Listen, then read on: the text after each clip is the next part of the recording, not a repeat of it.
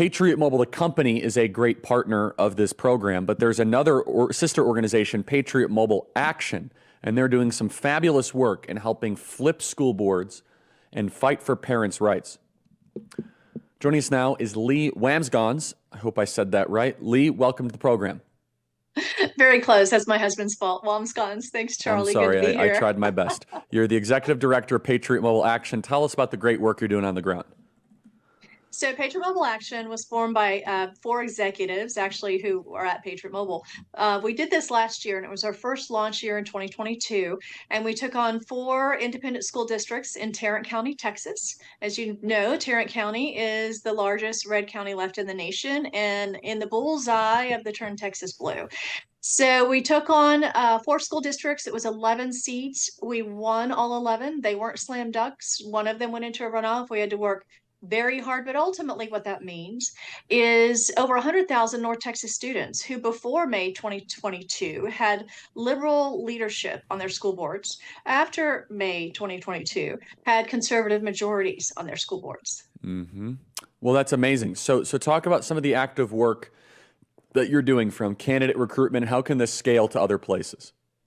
So, there's just no easy answer. It's hard work. We don't publish a blueprint because, just like any football coach doesn't give the other team his playbook, we work hundreds and hundreds of hours, and we spend hundreds of hours on the phone coaching local communities on how to run campaigns, how to recruit candidates, and how to win their school boards back. And Charlie, you and I go back before the Patriot Mobile Action in Southlake, Texas, which is the city Mm-hmm. that's making education news in Texas this week. You came in when we formed Southlake Families, and Southlake Carroll ISD was one of the first communities to fight back against the critical race theory, and we made national news. What we were doing wonderfully is organizing adults. And in our organizational meeting, a high school senior stood up and said, "What can we do? We need something for the kids." And we were gobsmacked. We hadn't even thought about creating anything for the kids. And so we created a committee, and you came to town, and over Mm-hmm. 200 showed up to hear you talk. And you could see those kids looking around at each other going, "Wow, I'm not alone. I'm not alone. We can stand together." And I'm telling Mm-hmm. you, you changed the culture of that high Well, school. that's very The kind. next week, kids that had been muzzled and their free speech had been squashed. They were wearing their flag shirts, they were wearing their Trump socks. It was a completely different culture when you came to Wow. town. I Well, just want to thank you again for that. praise God. Thank you for saying that. And that's exactly what we need. We need to start a movement of courage and of conviction. And so then talk about what happens once you win, because sometimes people say, well, it's one thing to win the school boards, it's another thing to actually implement change. Talk about what Patriot Mobile Action is doing to actually fight for virtue and parents' rights once you're able to win these school boards. Absolutely. One of the first important points is this is never a one and done. This is a every year, every election, it will never end. The second we take our eye off the ball, the liberals will control the majorities again. And there are several examples in the state of Texas, and the biggest one this week is the Southlake Carroll Independent School Board trustees voted Monday night to leave the Texas Association of School Boards, the woke TASB. TASB was one of the late leavers of the national Where the moms and school dads were board. targeted. Yeah, sure. Yeah, absolutely. Where they wrote a letter to Biden calling moms and dads who were simply exercising their First Amendment rights to speak out at the public comments section of school board meetings, literally calling parents domestic terrorists and saying that they were committing hate crimes for speaking Mm-hmm. out against the racist critical race theory.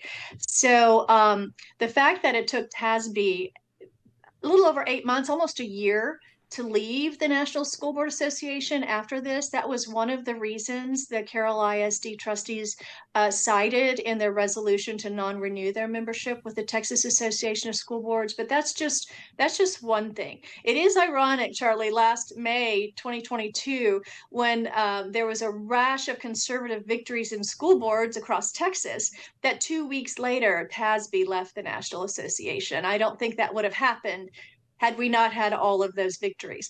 But they still I kept agree. their liberal ideologies.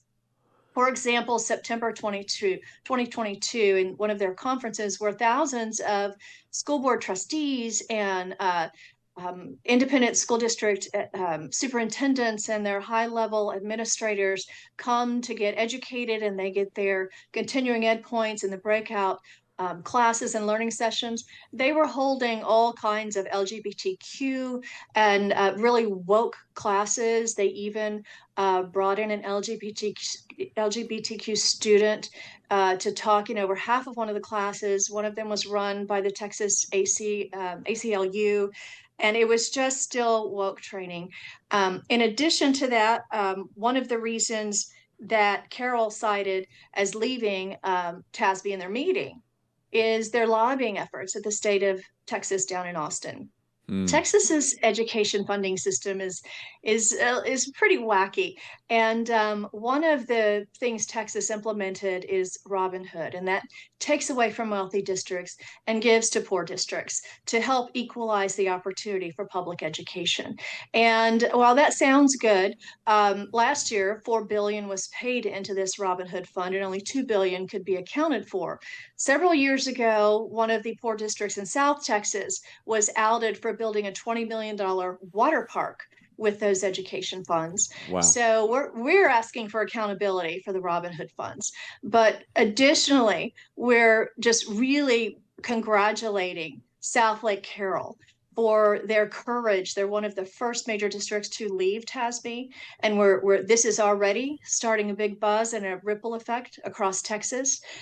All of those services that TASB says that they're really providing to school districts, the workers' comp insurance, and those kind of things, those are all available on the free market. And I think we're going to, in Southlake, be trailblazers and show the rest of Texas and the rest of America that you do not have to stay under the chains of these woke organizations who do not have your school district, do not hold your teachers or your students' best interests at heart.